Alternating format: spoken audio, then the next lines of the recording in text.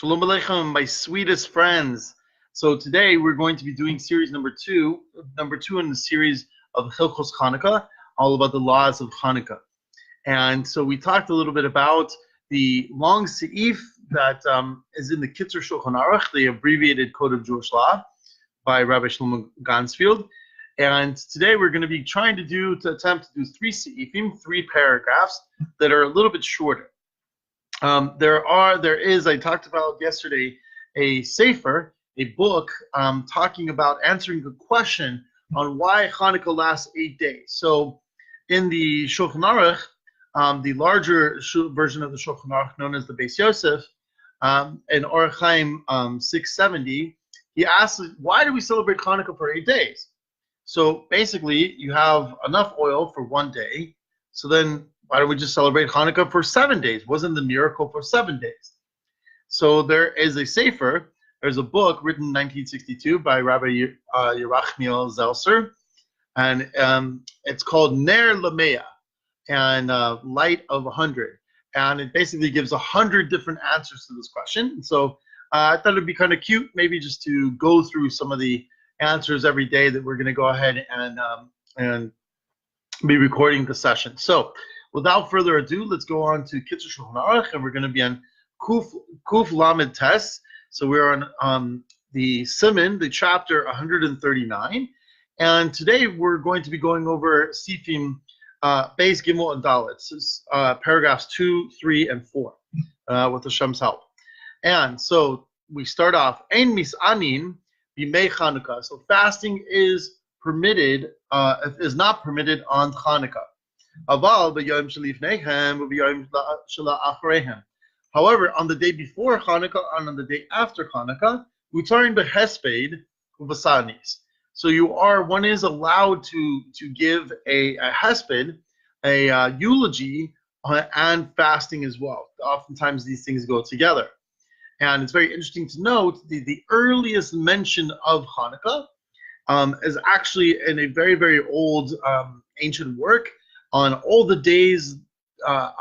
Basically, it talks about all the different special days throughout the months, and specifically on the days that you're not allowed to fast. And it mentions the 25th of Kislev as one of the days you're not allowed to fast. Why? Because of Chanukah. So going on to Sif number 3, to Sif Gimel, paragraph 3. B'Chanukah mutar b'asiyas malacha. So what about Chanukah? So we know that on Shabbat and holidays, we're not allowed to do malacha. Malacha really doesn't have a good translation into English, but basically it's something of the nature of kind of creative work, if you will. And it's referring to all of the different categories of work that were needed to be done to build the tabernacle, needed to be done to build the Mishkan in the desert. And so you are allowed to do work on Chanukah. But there's a caveat. However, women are accustomed not to do work. So as long as the candles are lit at home, the custom is for women not to work. Why? And they're not lenient on this. So the question is why? So now the Kitzur Shulchan Aruch is going to go ahead and tell us why. And the reason why they're so stringent, they're exceedingly stringent with this, is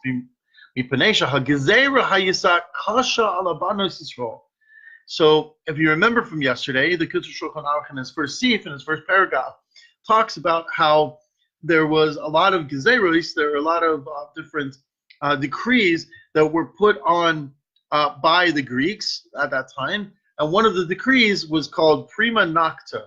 Prima nocta, I think that's it. I can't remember exactly how you say it in Latin, but basically means just the first night. So when a couple would get married, the general of that town or wherever they were would have the first rights to the first night to be intimate with the new bride. And because this was the case, this was the impetus of basically the whole revolt of Matisyahu and his father, etc., etc.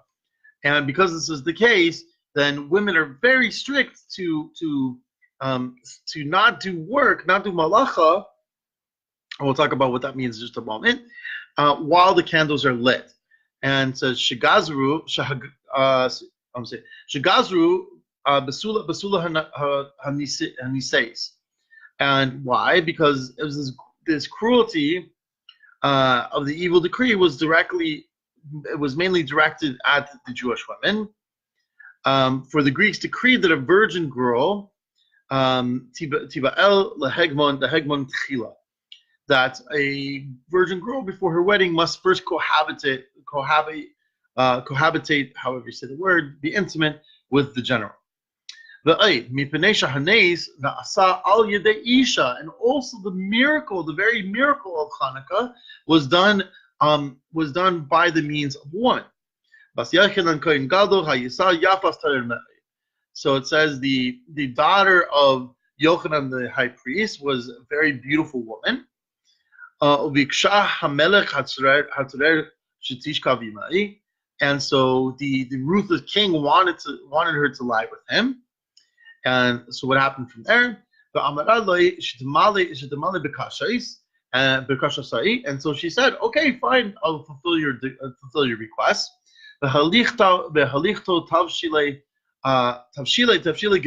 so what she did is she made different dishes, different dairy dishes.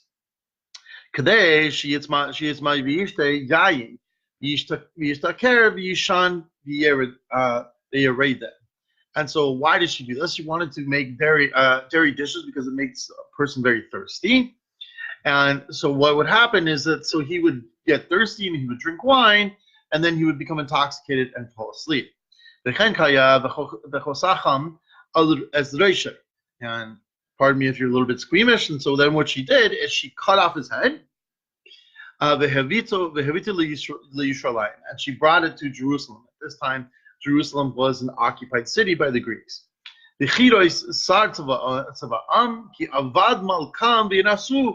So what happened is the general of the army, they saw the cut off head of their king, and they left. They fled. And so so then therefore it's a little bit of a custom for a lot of people to eat dairy on Chanukah. Why? Because of the miracle that was done by way of dairy. Now, a little bit about the question of what does it mean that women do not work while the candles are lit. So they don't do malacha specifically, not just avoda, not just regular work, but they don't do malacha, meaning the kind of work that you don't do on Shabbat and holidays. Now, so there are a couple of different customs. So all of the different the different poskim, the different halachic works have a little bit different opinions. So basically, the prevailing opinion is for half an hour, sof, just in general, is for half an hour until half an hour after the candles are lit, and that they don't do work that would not be done on a Yom Tov. So what that means is basically just as you are allowed to cook on a Yom Tov, they would also cook, but they would not do other things like perhaps lighting a fire or other such things that are malachos that we don't do on Yom Tov. So that is the halacha there. Well, actually, it's not a halacha; it's just a very strong custom, but it's a very strong custom, and so that is how that goes. So, going down with our last seed for today, kol hashmanim kasherim l'ner Chanukah. So all of the different kinds of oils are kosher for Chanukah. And so, however, it's a good thing. It's a mitzvah to have the choicest kind of oil, which is what? Shemen zayis. It's olive oil. Dumya denes shebamikdash. Why? So it could be likened to the miracle that happened in the temple. Shahaya b'shemen zayis. That was through olive oil. But if this person can't find, you cannot obtain this kind of oil. So you should have some kind of other oil that burns very crisply and cleanly. Or, and this is the custom I think of most people, or you can have candles made of wax. Why? Because what is wax? Wax basically is just hardened oil. So that's essentially how that works. Now, going on here in what the Kitzur Shulchan Aruch says, he says Shagam ken oran zach, and to make sure that these candles also burn very nicely. V'lo yiyu shnayim kaluim beyachad. But you have to make sure that there are not two different wicks that are together. Why? Because it makes a torch. Kimdura ela kol ner yachidi. So, in other words, you have to be able to make sure that each candle burns by itself. So now this is very important. So it also says the Kitzur Shulchan Aruch that you should not have candles that are from the houses of idolatry. So kind of a little bit choose your own adventure in terms of what you consider idolatry. Some people might say that there are different things that you would not want to include. I have my cord wrapped around me, so there we go. Take that off there. And so, a place maybe where there were idols, some houses of worship that have figurines or different kinds of things. Some people might consider those places, might consider that idolatry, quote unquote, even though technically maybe those religions do not pray to them. But I'll leave that up for you to go ahead and figure out in your communities. So continuing on, it says, "V'lo ya'aseh mishava." I'm sorry, you read that. Mishum dema'is. And so obviously because of this is kind of like a repulsive thing. V'chen kol ha'besilos kasharos l'ner Chanukah. And also any kind of wick, whatever it's made out of. And there's a note here in the Kitzur Shulchan Aruch. It says a wool wick is probably the best. Mitzvah mina muvchar, but however, it's a mitzvah to go ahead and have a really nice wick. Likach semer gefen. It says, for example, like cotton. The ensarich b'kol laila pesilos chadashos, and it says that you don't each night have to use a new wick. Ela madlik gam b'yushanos ad sheichlu. However, you can use a wick, the same wick each successive night until it is all used up. Now, just a very quick word on this, and this is something that's a yesod that everybody should know. So first of all, the actual mitzvah of Chanukah is to light one candle. And it says in the Talmud, it says, Ner ishu beisai. So each man of the house lights one candle. So therefore, if you have, many men who are of age, past the age of bar mitzvah, the mitzvah is to light one candle. Now it says in the Gemara that Mahadran, then you light more, and Mahadran mina Mahadran, we light 8, etc. each night. Going successively 1, 2, 3, etc. However, one should know that for whatever reason, if you can't get, candles, which are pretty inexpensive, but maybe you might live in a part of the world it's hard to get candles. Chanukah candles have to burn at least for half an hour.